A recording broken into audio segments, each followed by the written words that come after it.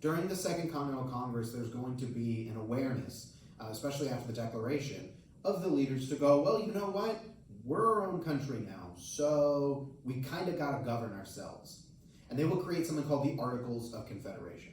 Now, I'm going to say off the top, the Articles of Confederation are kind of garbage and obviously won't be around long term, which is why you probably have not heard of them. Of course, saying that, we still need to talk about it. So a couple questions. One, how did the Articles of Confederation reflect the experiences of the colonists under Great Britain? And two, what are the weaknesses of the Articles of Confederation? I want you to keep two things in the back of your mind. One, how weak is this, obviously? But then two, why would people make it this way? It's really easy for us to look at the articles and be like, oh, what a bunch of idiots. But no, they're aware of the mistakes that they're making. They're doing them intentionally.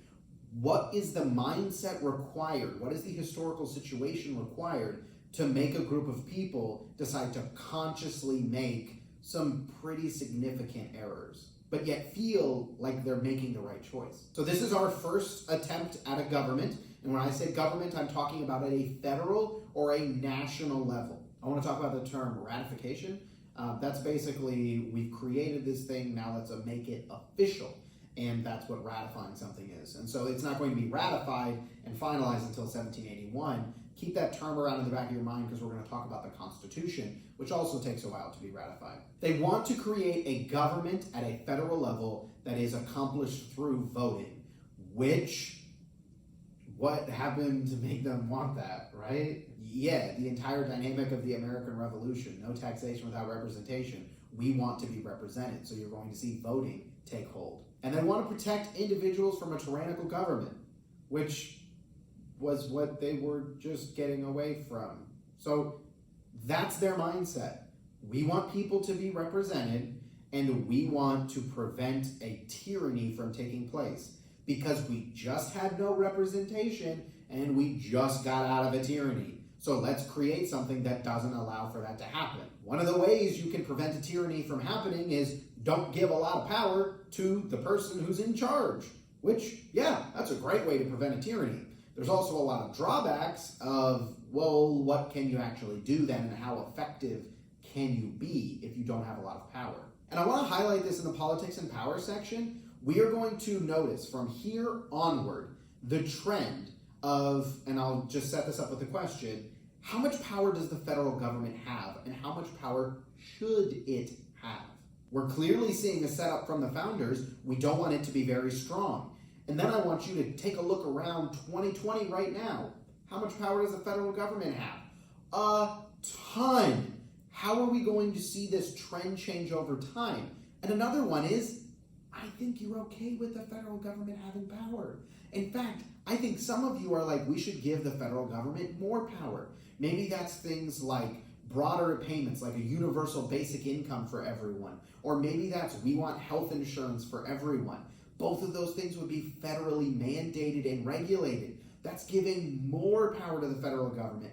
And I think you're okay with that. So what has to happen between the 1700s and 2020 for that to be the way people feel? And you may say, I don't think the federal government should have a lot of power, but you still kind of support it and it's way more powerful than it was before. So even if you're not trying to add additional things, you still are kind of okay with the powerful federal government. All right, so I'm going to put a couple excerpts up here and I want you to read them and just kind of content analysis. What is it saying? So this first one, Article 1. The style of this confederacy shall be the United States of America. And Article 2, each state retains its sovereignty, freedom, and independence, and every power, jurisdiction, and right, which is not by this confederation expressly delegated to the United States and Congress assembled. So content analysis. What is Article 1 saying? Content analysis. What is Article 2 saying? So Article 1 makes us America. That's where we get our name. Boom. We named ourselves. So there you go. That's why we're America. In the second one, it says that the states, which are what were the colonies, are going to have their own sovereignty. And they get all the rights that Congress is not given. Which what I want you to think about is, okay, is that a lot or a little? And you may say, but Mr. Bushhouse, I don't know what powers Congress has. And I will frame the question to you like this.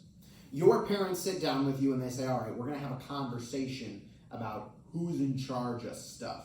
And they say, we have the power to tell you when you go to sleep, and we have the power to tell you when you use the car, and you have all other powers. So who has more power? Well, you do. You have literally everything else except those two things. And what we're going to see is that the states under the Articles of Confederation have an immense amount of power, and the federal government doesn't. Which, think about the historical context. We, as the colonies, were managing ourselves. This federal government then came in and tried to change it all, and it was terrible. So don't give the power to the federal government. Keep it at the state level where it's closer to the people. Now, it's important to keep in mind that one of the main weaknesses in the Articles of Confederation is going to be an inability to tax, which, yeah, right? The federal government taxed them under England and they didn't like it, so now don't let them tax. Yeah, makes sense, right? Prevent a tyranny, don't give them the power to tax. The problem is, how do you pay for stuff? And so, read this excerpt and then tell me, how are they going to get money to pay for things? And then two, how effective do you think this is? Don't have any questions for this one. I just want to point out this last article real quick. Canada, acceding to this confederation and joining in the measures of the United States, shall be admitted into and entitled to all the advantages of this union, but no other colony shall be admitted into the same unless such admission is agreed to by 9 states. We need everyone to vote on whether or not we'll accept other land, except Canada. Canada is welcome anytime. And there's kind of a running joke between America and Canada of like America desperately always trying to add Canada to itself and get that land.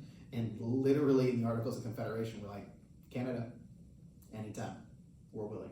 So a word to describe this type of federal government under the Articles of Confederation is that word, confederation. A confederation is a loose grouping of states, which is why the Confederate States of America, who were coming out of an idea of we don't think the federal government should be able to tell us what to do with our slaves and our economy and our society, so we're going to create our own thing, but we need to be grouped together because, oh crap, we're going to have to face them because they're going to attack us. So we'll be a confederation. That's where that confederacy comes from. And again, make it weak. This is purposeful. They're acknowledging up front, I want to make it weak because look what happened with a powerful federal government. Each state gets one vote in the Congress that they have set up that can make laws, no matter the size, which means if you're a large state, you don't like that. If you're a small state, you do like that. Because now I have as much say as like Virginia, which has a whole bunch of people. And if you're Virginia, obviously that's a problem for you. They need 9 out of 13 votes, so 9 out of 13 states, in order to approve anything that they're passing.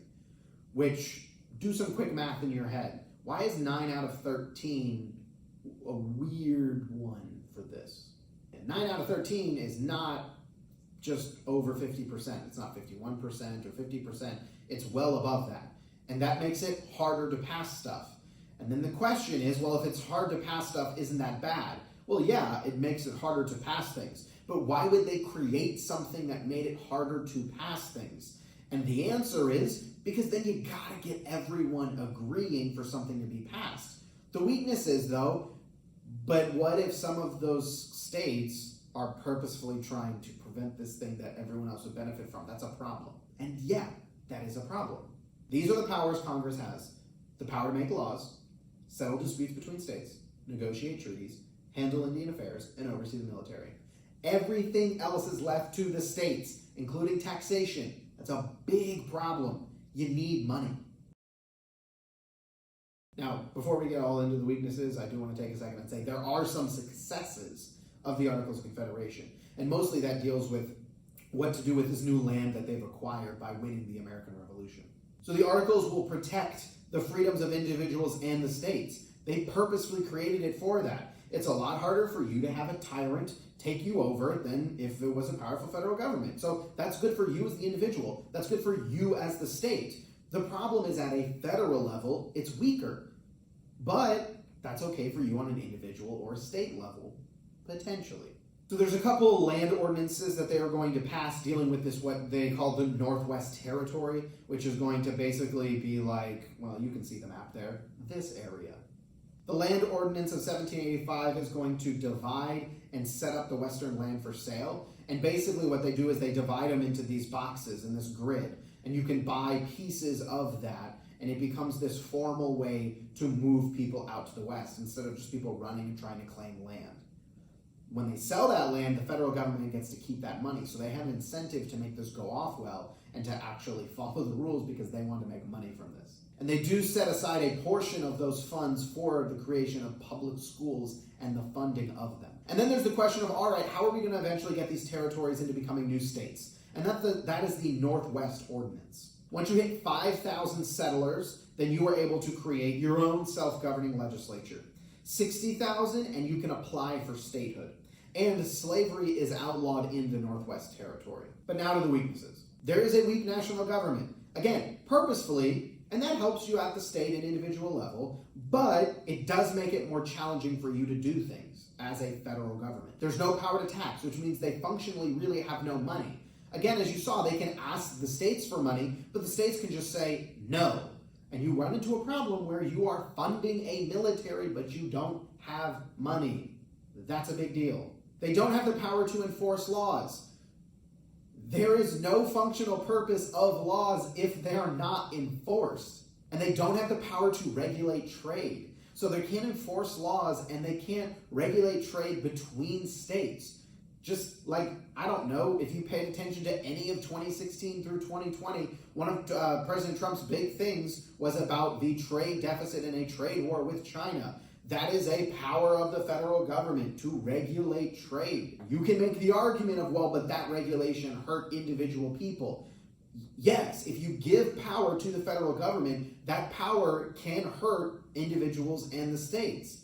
And so that's why they didn't give the power to the federal government. But then you run into a problem where, well, we kind of got to regulate the economy somehow.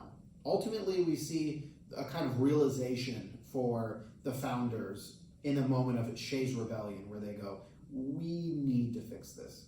And basically, Daniel Shay and a group of regulators in Western Massachusetts, a lot of issues going on with them. A lot of it hinges on the idea of foreclosures. So you're dealing with a strong contingent of veterans, people who fought in the American Revolution. They are renting or mortgaging their farms, and so they come back from the war. They aren't obviously getting paid well for the fighting that they did, or they're facing back payments. They haven't been paid enough for the fighting that they did. They're finding it difficult to pay their mortgages. They get foreclosed on, and so they do what we've seen poor people do throughout the colony's history, and they rebel against the government. And so now you have a group of people doing what a group of colonists did to England, fighting against the government.